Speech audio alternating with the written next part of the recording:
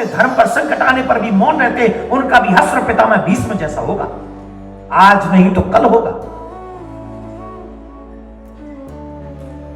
बच नहीं सकते हम उससे। हम आने वाली पीढ़ी को क्या जवाब देंगे बताइए। हमारे पूर्वज थे जो हमें स्वतंत्र करने के लिए हंसते हंसते फांसी के फंदे पे चढ़ गए। किस लिए चढ़े थे? कि हमारी आने वाली नेक्स्ट जनरेशन स्वतंत्र होगी। और हम क्या कर रहे हैं? हम अपने आने वाली पीढ़ी को सुरक्षित सनातन नहीं दे सकते। देना चाहिए कि नहीं देना चाहिए? जवाब दीजिए। हमारा क्या है? हम बेचारे, हम तो बोल ही नहीं सकते। मैं सिर्फ इतना कहूंगा, पहला काम खुद बोलो, अपने सनातन के लिए आवाज उठाओ। अगर बोल ना सको तो जो कम से कम बोल रहा हो उसके पीछे जाके खड़े हो जाओ और कहो कि हम आपके साथ हैं। और मैं तो आह्वान करता हूं जो 50+ हैं, तुम लोग अपना जीवन जी चुके हो, प्लीज कम टू मी। आओ हम लोग मिलकर अपने सनातन के लिए आवाज उठाते हैं और बता देते उन राक्षसों को, जिन राक्षसों ने हमें ये दिन दिखाया है। और फिर कह रहा हूं, ये आखिरी पीढ़ी होगी आवाज उठाने वाली।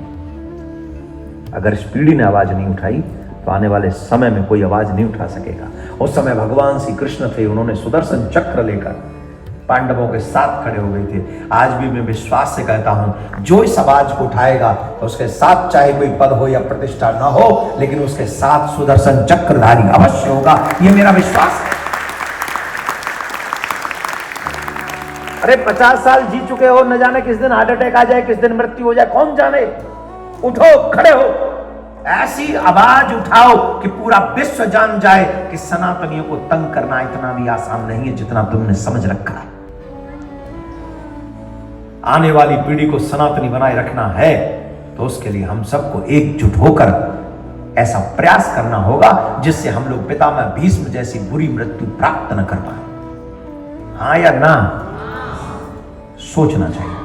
आज रात में जाके घर में सोचना कि मैं जो कह रहा हूं वो सही है या गलत है। मैं भी तुम्हारी तरह आराम से घर में बैठ के कथा कर सकता हूं, जगह जगह जाके कथा कर सकता हूं। मुझे भी कोई जरूरत नहीं है तुम्हें जगाने की, क्योंकि जगाया उन्हें जाता है जो सो रहे होते हैं। जो मर चुके होते हैं उन्हें कोई नहीं जगा सकता। और आई फील इट कि हम लोग सो नहीं रहे, हम मरे हुए हैं। अब जागना चाहिए।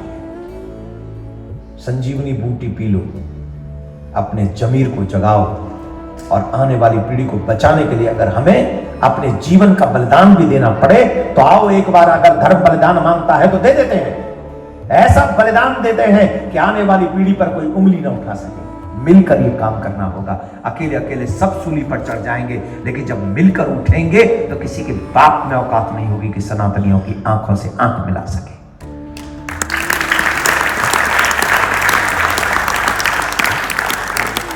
अभी जानते हो क्या हुआ है?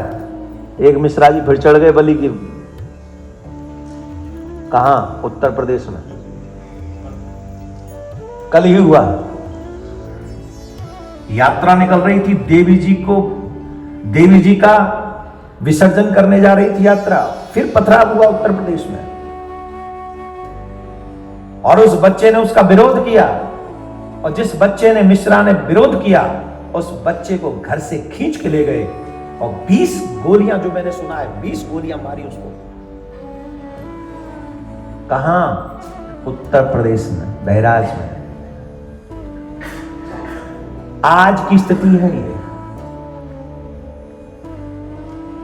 घर से ले गए निकालकर। क्यों ले गए? जानते हो? क्योंकि उन्हें पता है ये कहेंगे हम क्या कर सकते हैं, ये तो यही बोल के चुप हो जाए, हम क्या कर सकते हैं। और ऐसे ही अगर हम चुप रहे तो एक एक करके सबके घर से खींचे जाएंगे। न सिर्फ लड़के खींचे जाएंगे, बहन बेटियां देवियां भी खींची जाएंगी। और उनका क्या हश्र होता है, 36 टुकड़े होंगे कि 56 नो वन कैन नोज। महाभारत का युद्ध इसलिए हुआ था कि द्रौपदी के सम्मान को आंच आई थी। द्रौपदी के सम्मान पर हाथ उठाया था दुशासन दुर्योधन ने। तब पितामह भीष्म जैसे लोगों को भी मरना पड़ा था। आज अगर हमारी बहन बेटियों की सम्मान पे आंच आ रही है तो हमको बोलना चाहिए कि नहीं बोलना चाहिए? जोर से बोलिए। अरे ये पैसा किसके लिए है, ये कमाई किसके लिए है, ये जीवन किसके लिए है? अगर हमारे बच्चे ही सुरक्षित न रहे, हमारी बहन बेटियां सुरक्षित नहीं रही, हमारा धर्म सुरक्षित नहीं रहा, तो ये किसके लिए है तुम्हारा जो मेहनत है? एक और बात बताएं सर, वापसी की टिकट सबकी कंफर्म है। आज नहीं तो कल जाना तो सबको ही है। जब मरना ही है तो कुछ करके मरो। से मर जाओ, इसके लिए मत मरो। I give you advice. अगर तुम्हें अच्छा लगे तो मेरी एडवाइस को मानो। अगर मरना ही है, टिकट कंफर्म ही है, उसे तो बदला ही नहीं जा सकता, तो कम से कम आने वाली पीढ़ी को सुरक्षित करके कुछ करके चलते हैं, जिससे आने वाला समय कहे कि हमारे पूर्वज भी कायर नहीं थे, बुज़दिल नहीं थे, दमदार थे, वो लड़ गए थे अपने धर्म को बचाने के लिए, हमारी पीढ़ी को बचाने के लिए वो लड़े थे। कौन कौन मेरे साथ है? कौन कौन मेरे साथ है? दोनों हाथ उठाकर जय श्री राम, जोर से बोलें जय श्री राम। भारत माता की